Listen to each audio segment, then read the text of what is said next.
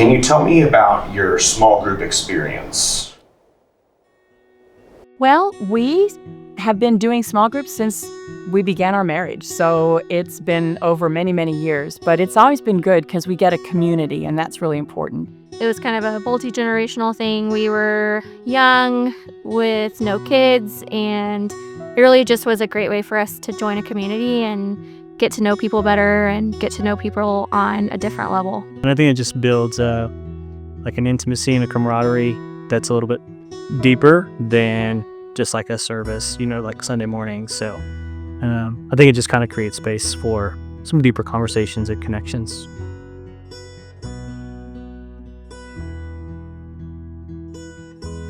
To share difficulties, have people praying, that's a huge way. Together, praying for problems and issues and sharing difficulties and hardships, that's has been a really important thing. My first husband passed away suddenly and unexpectedly. It was that group of people that really insulated us and showed up and cleaned the house and stood with us in those moments, kept kids.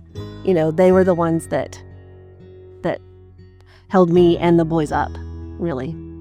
Also creates a space to be really vulnerable in a sense of hey, I'm really struggling with this aspect of my life or my faith. To be in a space where you're not judged, it's people who are also struggling with those things who can rally around you and encourage you and also hold you accountable. I think that's a really cool aspect of small groups that gets overlooked. I think for me, it's been a real-time application of what Scripture says about being surrounded by a cloud of witnesses. Sometimes it feels like on Facebook someone comments and says, yeah, I'm praying for you, I'm here for you. But this is a real group of people that we're sitting down with and interacting with and praying together with, where we experience that in real time. And there's no doubt that these people care and are praying for you and are with you in the struggle. None of us have the right answers, but it's an amazing way for us to support each other, even if it's just in prayer, which is the most powerful thing I think we can do for each other.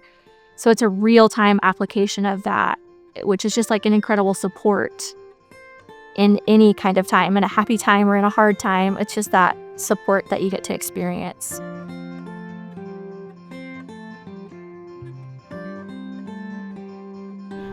What would you tell someone who is on the fence or doubts the need for something like small groups in their life?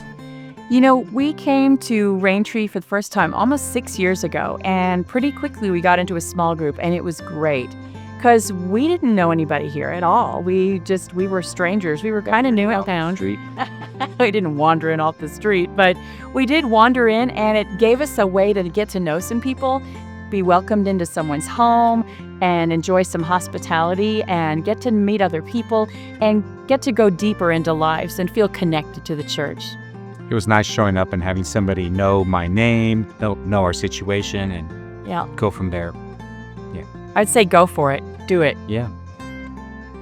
Gamble, take a risk, come into somebody's house.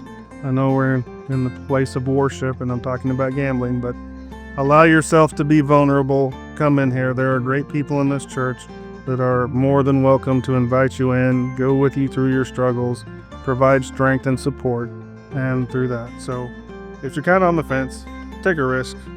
You're not going to be out anything. Do it. No, I would say that, but I would encourage them. This is, to me, one of the closest ways to embodying discipleship, because even Jesus had a small group of people that he surrounded himself with. And so to me, I think it's just a great way for us to be able to step into that and be able to build our faith in a smaller setting, because it doesn't matter where you go to church on Sunday. It's not going to be exactly what your spiritual life needs or what your family needs. And so I think being able to step into a space and say, here's what I'm working on. Here's what's going well. We can celebrate that, but here's what's going wrong, or here's what I'm struggling with. To have a small group of people who care about you and want to partner with you in that. That is, to me, one of the best parts of church, is being able to step aside and build those relationships at a deeper level. with those people consistently over time. Yeah, I think to the people who are struggling with the idea of it, I'd say, me too. It's a little bit scary. It's a little bit intimidating, but as someone who's done it in the past, I can promise that it's worth it. Even when it feels hard, or even when schedules are hard and it's hard to make it and it's hard to show up, I can promise that the people that are there are going to care and they're going to support you in that. And we're going to make space for those hard things and those clunky things and scheduling and life and all of those things. And long term, it's worth it. It's one of the best things that we've ever done for our marriage, long term, for our parenting, for our involvement in the church. It's worth it. Well, our first small group, I think I was 22 and we were newly married. And so, yeah, it was a little difficult. We remember that we invited our neighbors and we didn't know them very well. So, yeah, there was a little bit of uncomfortableness, but you get to know people and it's a good thing. It's not a bad thing to feel uncomfortable when you can move into comfort.